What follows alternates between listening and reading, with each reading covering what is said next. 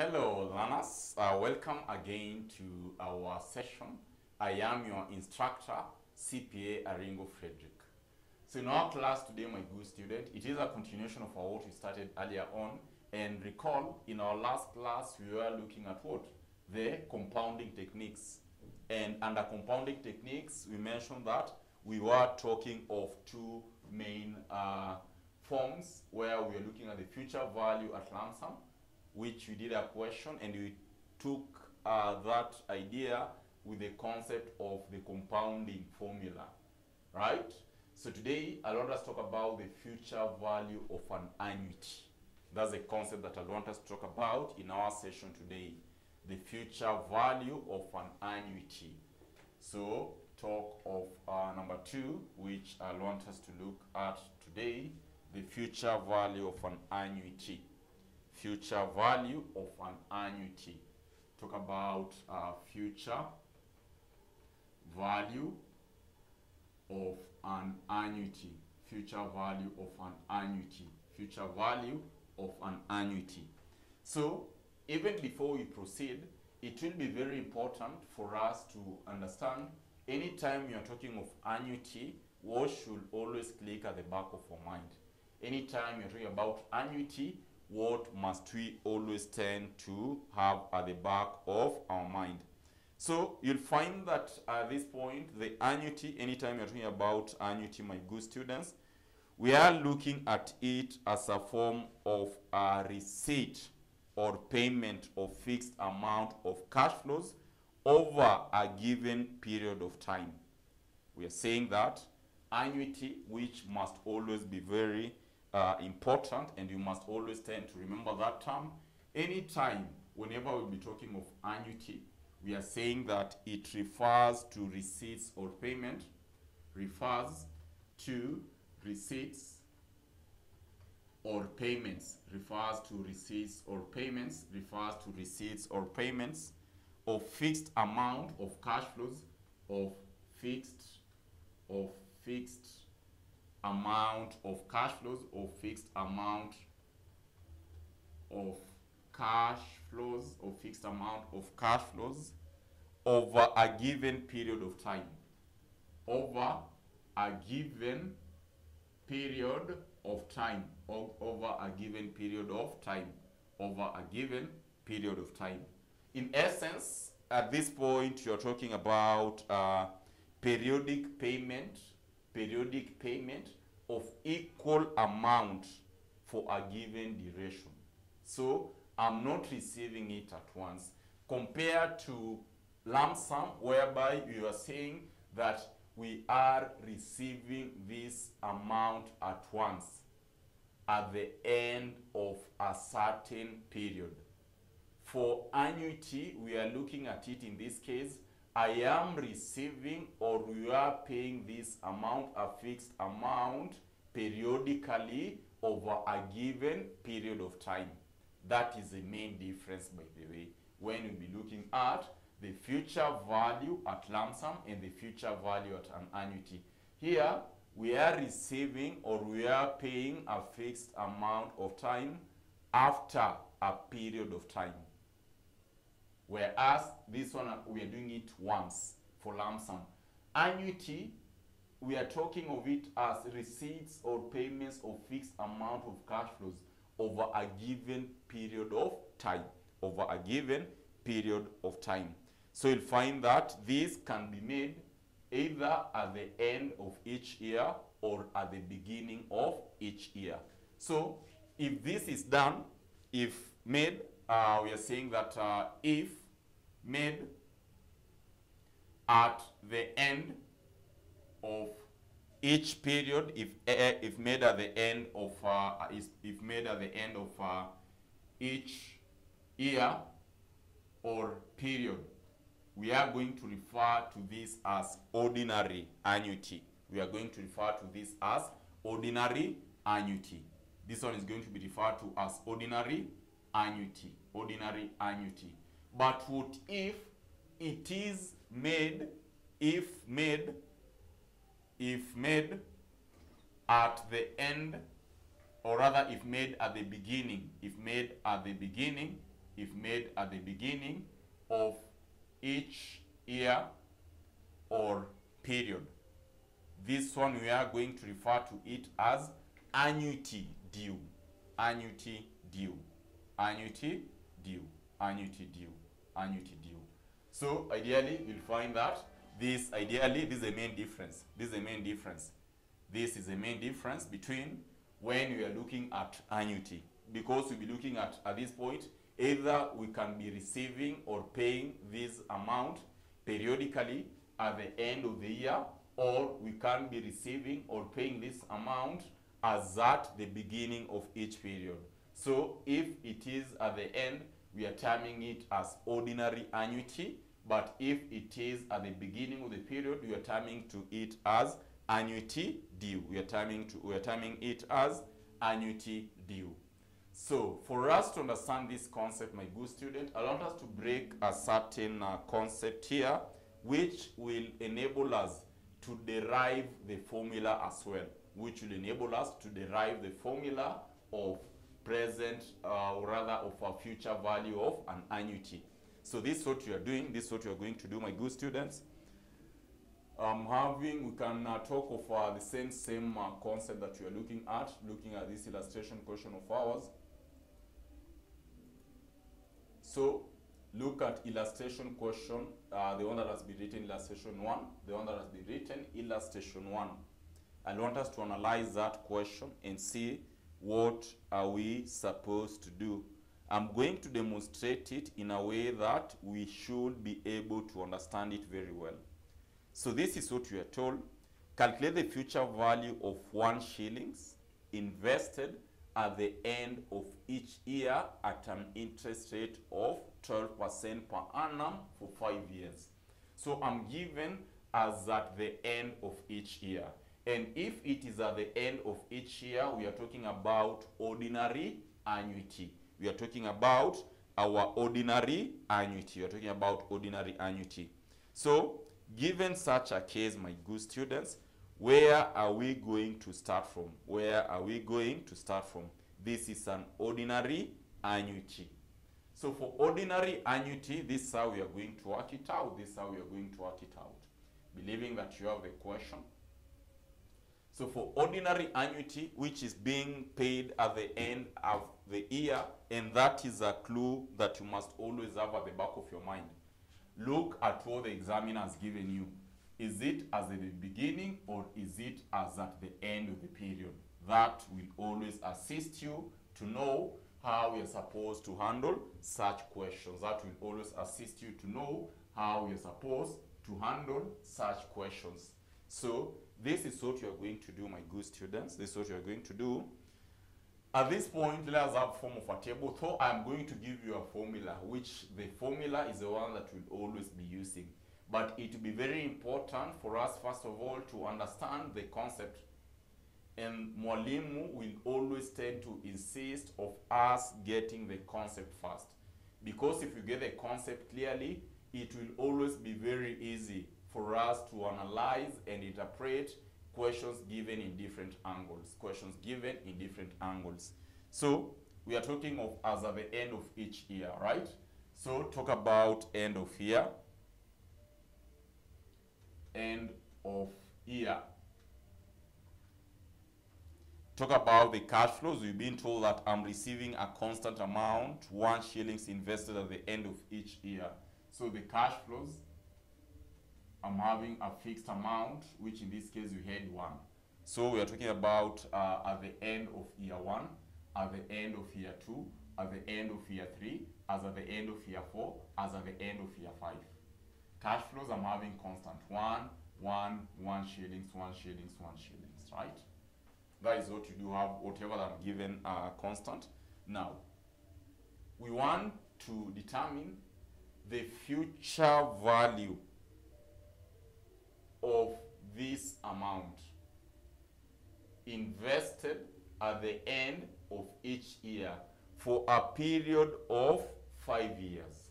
So, looking at the formula, the one that we have looked at, the future value at lump sum, remember this formula, future value at lump sum, we mentioned that we'll be talking of our present value, correct, into 1 plus r raised to power n. If you can remember that formula of ours, right? So it is the same formula that I want us to consider here, and this is what we'll be having. We will be talking of our future value. Our future value will be equal to our present value, 1 plus rate raised to power n. That is what we'll be looking at. Now, at the end of year 1, in this case, what will be the period that we will have remained with? What period will we be looking at? I'll be looking at what? 1, the present value of that amount is 1. We are going to have it into 1 plus the interest rate that the examiner has given us here, the interest rate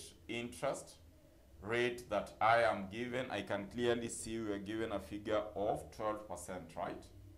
So we can clearly come and have here 0.12 raised to power n at the end of year 1.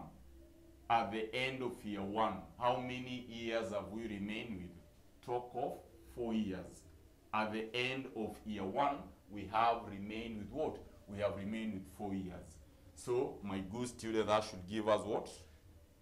If we work it out correctly, we should be talking of 1 times into bracket 1.12 raised to power 4.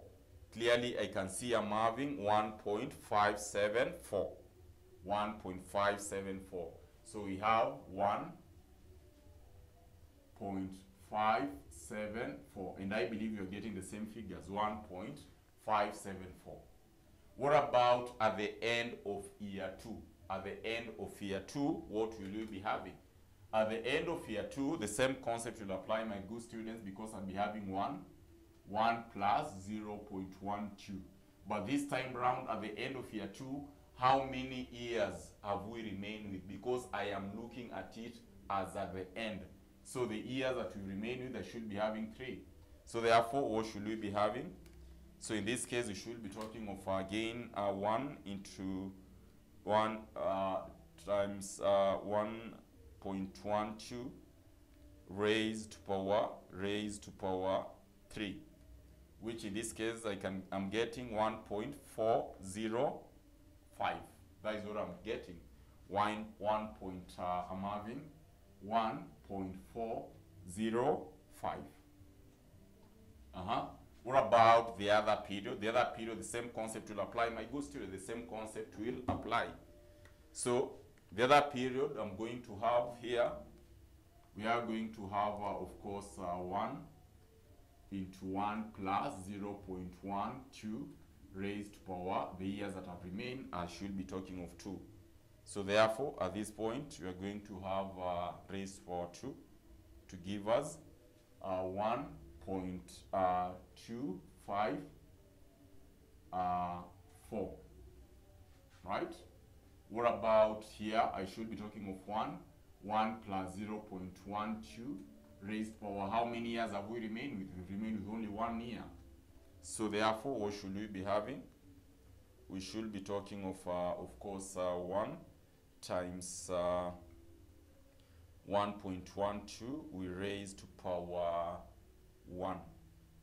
We raise power 1. So therefore, I should be talking of 1.120. The last one, 1 into 1 plus 0.12. How many years have we remained with as at the end of that period? I don't have any year. As at the end of year 5, my n will be 0. So therefore, we should be talking of 1 times 1.12 raised to power 0. We should be having 1. We should be having 1 there. So, as at the end of the day, if we sum it up, what should we be having? If we sum it up, what are we going to have? We are going to have 1.574. We add 1.405. we add 1.254, we add 1.120, and then 1. So at this point, I can clearly see I'm getting a figure of 6.353. That is what we do have. So we can clearly say that this investor, at the end of year 5, with an interest rate of 12% per annum, receiving a periodic amount of 1 shilling, you'll find that at this point, or rather investing 1 shilling, we should be having, as at the end of year 5, our investment or our payment will be 6.353. That is the 1 shilling that we had invested today. The 1 shilling that I've invested today, assuming that I am earning that interest at the end of each year for 5 years, I'll be talking of 6.353. I'll be talking of 6.353. So that is what we can talk about. Therefore, if suppose I am supposed to consider a formula without going through all these routes, what will we be having, my good students?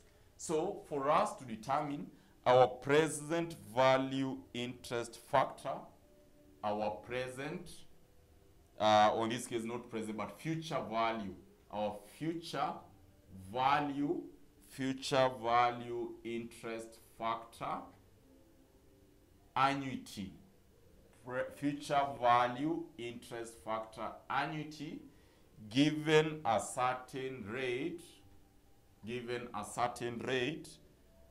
and the number of periods, or the number of periods, this is how we are going to work it out. So we are saying we want to determine the future value interest factor annuity given a certain rate for the number of periods given here. We will be having the following. We are going to consider 1 plus our rate raised to power n minus 1 here. That is n minus 1. We divide by our interest rate. So that should give us our future value interest factor annuity given the rate for a certain number of years, and we are looking at it as at the end of the period, So in our case here, we can clearly come and say we will be talking of 1 plus our interest rate, which you are given 12%, 0.12, raised to power 5 minus 1. We divide by what? We divide by our rate. So therefore my rate is 0.12.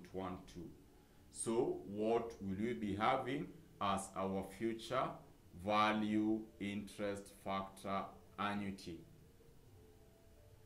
N period. It should give us how much? If we work it out, what are we going to have?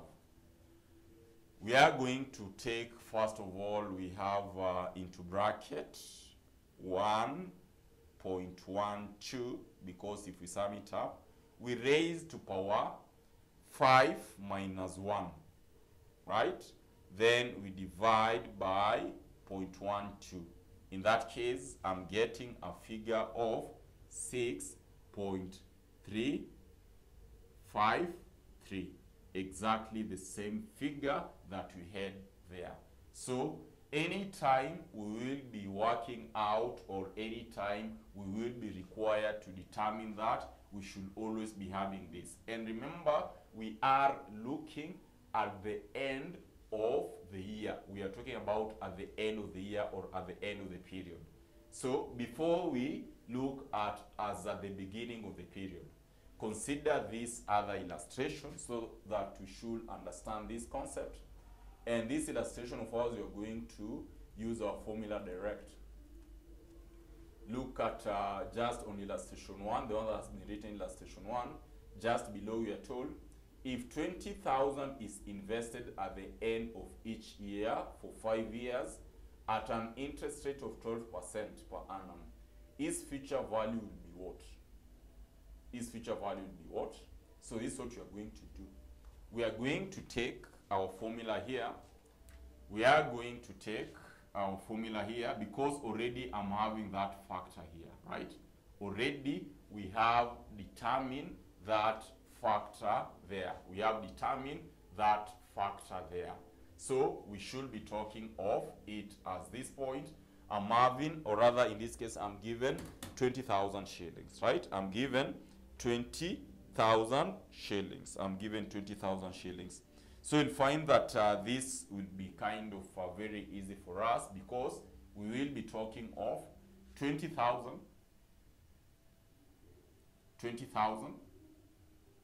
we multiplied by our factor. For each shillings I was given, for each shilling we had 6.353. This time I'm having 20,000, so I should be talking of 6.353. We multiply that one, as simple as that. So that should give us a figure of how much, my good student? That should give us a figure of how much? Work it out quickly. We should be talking of 20,000 times 3 times 6.353, which in that case I'm going to have a figure of how much here? We are going to have a figure of 127 and 60. I'm getting 127 and 60. 127,060, 127,060, 127,060, 127,060. So that is what we should be having. So meaning that we'll be talking of what? We are going to talk of our present value. Like in our case here, we can talk of, in this case, let's see if you're talking of 20. Remember, if you're using this, meaning that this one, you're going to substitute by 20. Still, you're going to arrive at the same answer if you're to work it out using this schedule of hours. Using the schedule of hours.